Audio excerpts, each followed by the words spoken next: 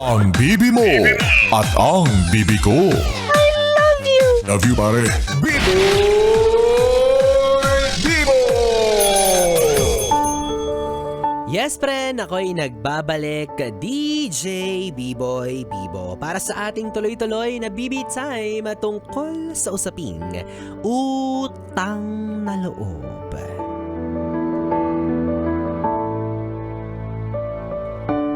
Alam nyo mga yes, friend, tama ang kasabihan ng mga matatanda na mahirap magkautang na loob, lalo na sa mga taong mapanumbat. Kaya sa tuwing magkakaroon ka ng suliranin sa buhay mo, mga pagkakataong hindi mo inaasahan kung saan ikaw ay nahihirapan, piliin mo ng mabuti kung sino yung taong iyong lalapitan. Kasi pag nagkamali ka, ay sinasabi ko sa'yo, day, lumbay talaga ang buhay. Pag natapat ka dun sa binigyan ka nga ng tulong, pero sinusumbat naman sa'yo. Yung kahit maisauli mo na yung pabor na ginawa niya sa'yo, utang na loob mo pa rin yun sa kanya hanggang sa magunaw ang mundo. O eh. Diba? Hindi kayo tatantanan ng mga yan. Yung tulong na ginawa nila, ipagkakalat nila yan, ipagmamalaki nila kahit gaano pa yan kaliit o kalaki. At isasalin nila yan sa hanggang kaduluduluhan ng lahi mo. Isusupalpal sa pagmumukha mo yung ginawa nila para sa'yo. Ganyan yung mga klase ng taong mapanumbat. Yung mga taong ginagamit ang utang na loob para mga mungamuhan ka sa kanila. And unfortunately, typical to sa mga magkakamag-anak. Oy, juicy! Issue! Diba? Aminin nyo. Ikaw, pansinin mo. Isa ka sa mga klase ng tita na mapanumbat, diba? May tita ka talaga na ipapamukha mula sa nanay mo hanggang sa bunso mong kapatid na siya yung dahilan kung bakit ganito ganyan. Di salamat tita. Salamat po ng marami. Ano bang gusto mong gawin ko? Ipatarpolin kita? Pwede naman, pero ang background ulap. Charot lang. Or gusto mo ba ipa-billboard ka namin, tita? Pwede naman. Ay, wow. Ay, nako. Alam nyo, medyo crucial tong usapan natin ngayong gabi, no, mga yes friend. Kasi hindi rin naman natin alam kung tungkol saan ba yung utang na loob na sinasabi. Kung ano ba yung usapan na meron kayo tungkol sa utang na loob na yan. Iba-iba eh. Diba? But the thing is, kapag may ginawa kang pabor sa isang tao, do it wholeheartedly. Gawin mo yon ng wala kang inaasahang kahit anong bagay pabalik. Gawin mo yon ng taos puso. Gawin mo yon ng bukal sa loob mo. At siguraduhin mo na kapag nagkulang or magkulang man yung taong binigyan mo ng pabor, ay kailanman hindi mo gagamitin laban sa kanya yung bagay na binawa mo para sa kanya. Kasi dapat, di ba, kabutihan yun eh. Kindness. Yun na lang eh. Kaya alam nyo mga yes friend, nakakalungkot ay kapag yung panunumbat ay galing mismo sa kamag-anak mo. 'Di ba? Sa mismong kadugo mo, sa taong inaasahan mo na tutulong sa'yo. And in some cases, hindi naman lahat, pero masasabi natin na ang pinakamasakit na uri ng panunumbat ay yung manggaling mismo sa mga magulang mo. Sait niyan, be! Tagos sa heart yan, yung utang na loob na habang buhay mong pagbabayaran. I mean, yes. Totoo, tama naman. Oo naman, magulang yan. Kung meron mang higit sa kahit sinong tao sa mundo na dapat mong pasalamatan mula ulo hanggang paa, magulang mo yan. Hindi sa pagiging ungrateful, no? Pero may mga magulang kasi na grabe rin kung sumbatan yung anak. Aminin ninyo, may mga kilala tayong ganyan na kapag may pagkukulang yung anak, halos isumpa na. Halos ibalik lahat ng hirap nila simula nung ipanganak ka, di ba? At talaga ipagduduldulan sa'yo na, hoy! Lahat ng nilamon mo simula bata ka hanggang sa makalaya ka sa poder ko, lahat yun galing sa akin. Okay, pero, di ba, responsibilidad mo naman yun na dapat hindi na isinusumbat pa? Hindi naman choice ng anak mo na ipanganak siya? Na siya yung maging anak mo? Again, not being ungrateful, pero may mga magulang po, again, na ganyan ang trato sa anak.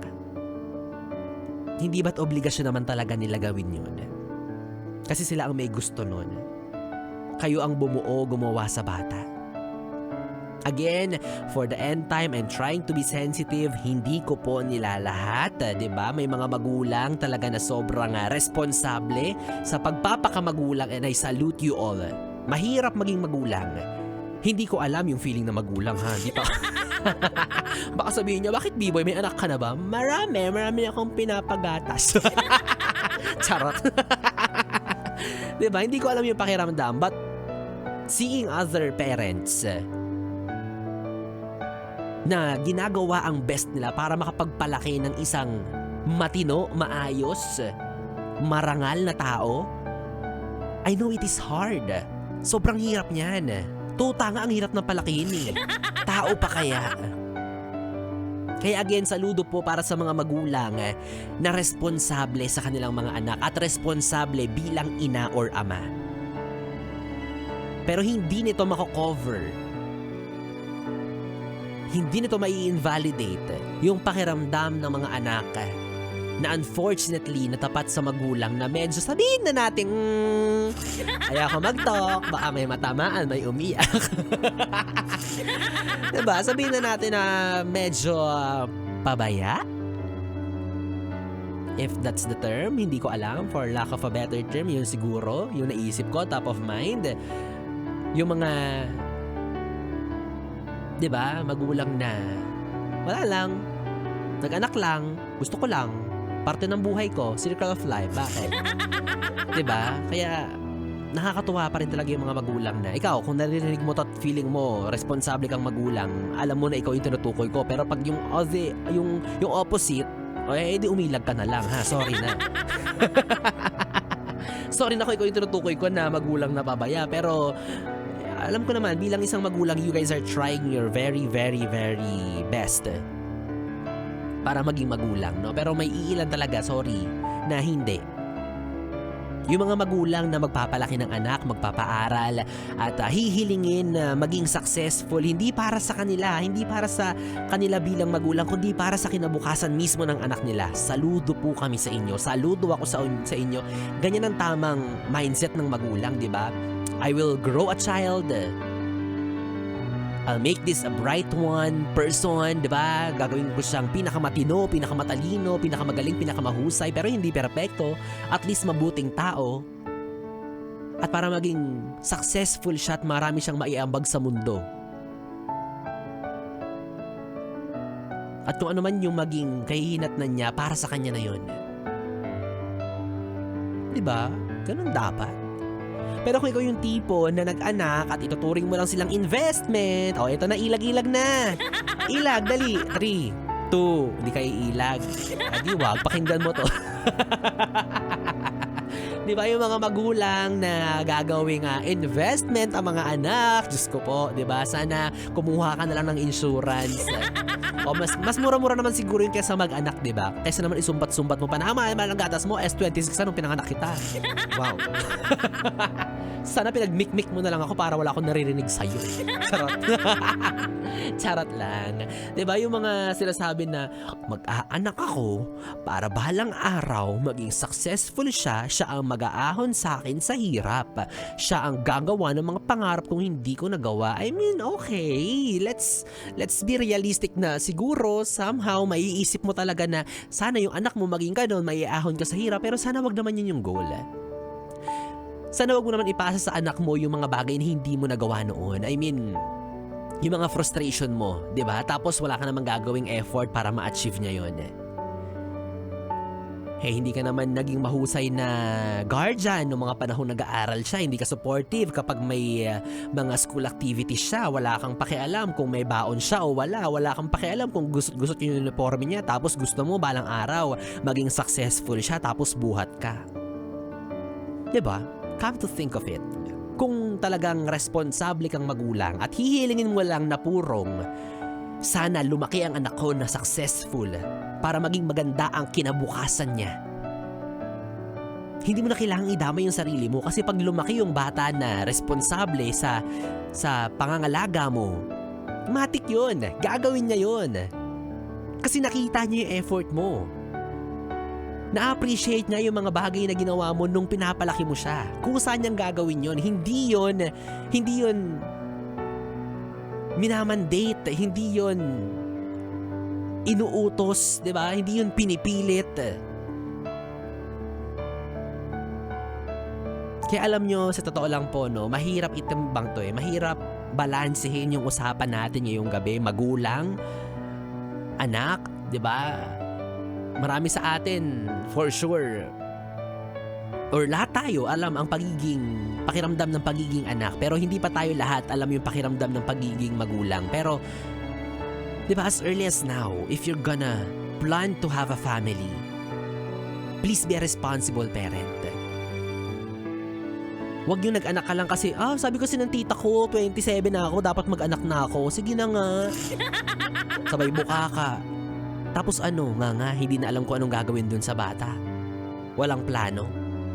Diba? Maging responsable na tayo, utang na loob. Huwag na tayong magsilang ng tao sa mundo tapos lalaking kawawa, lalaking hindi maganda ang future kasi hindi mapag-aral, diba? Nahihirapan pakainin. Kaya ang tendency, ganun lang din, diba? Ang hirap magsalita pero let's be practical.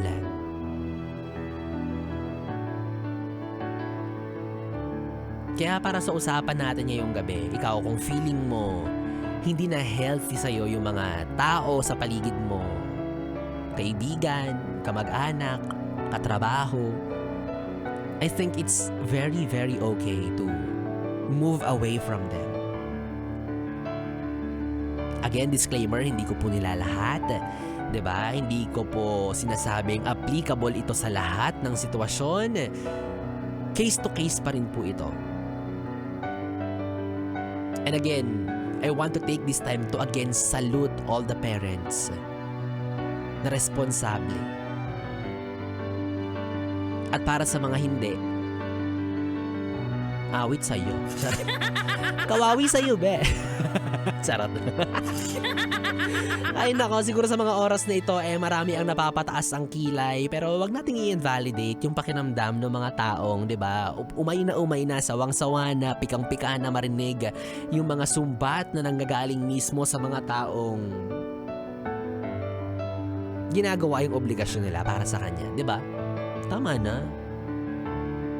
Huwag nating i-invalidate yung nararamdaman nila na oo, feeling deprived sila at some point. Hindi ko alam kung sa anong aspeto, pero may nararamdaman siya eh. It is valid.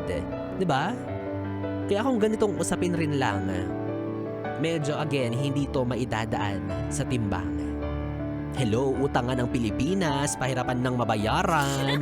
Yung pa kayang utang na loob na hindi talaga mababayaran at all.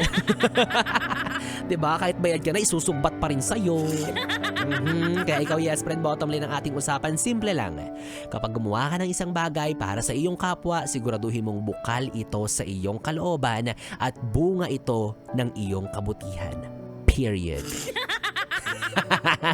O eto, para magkaroon din kayo ng utang na loob kay Biboy Bibo. Charot.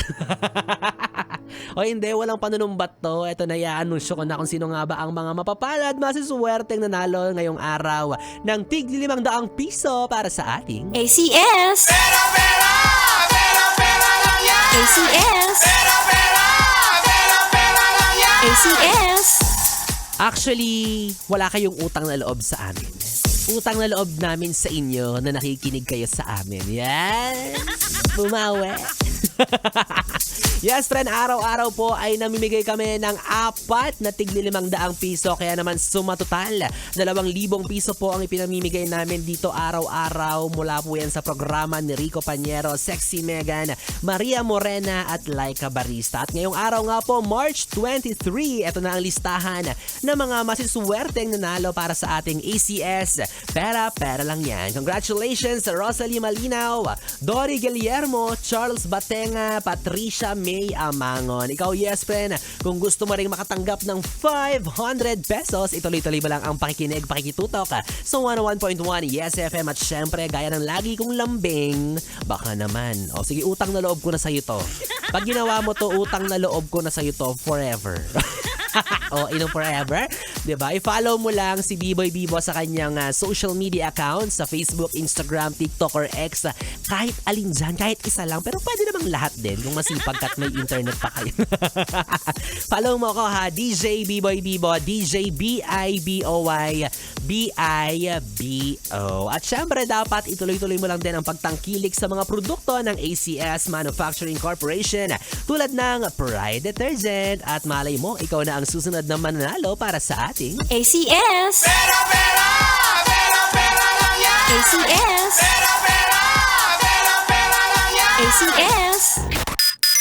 Yes, friend! 3 oras na BB Time ang ating pinagsamahan ngayong Monday evening. Nakapiling niyo po ang BB nyo sa radyo, ang DJ na mabilis bumayo, ang dila sa mikropono. Ako po si DJ B-Boy. B-Boy, Bibo. Magkasama at magkarinigan tayong muli bukas sa parehong oras dito lang sa istasyong No Problem. Ang 101.1 Yes FM. Solid. Oras natin, 11:41. Good night, baby.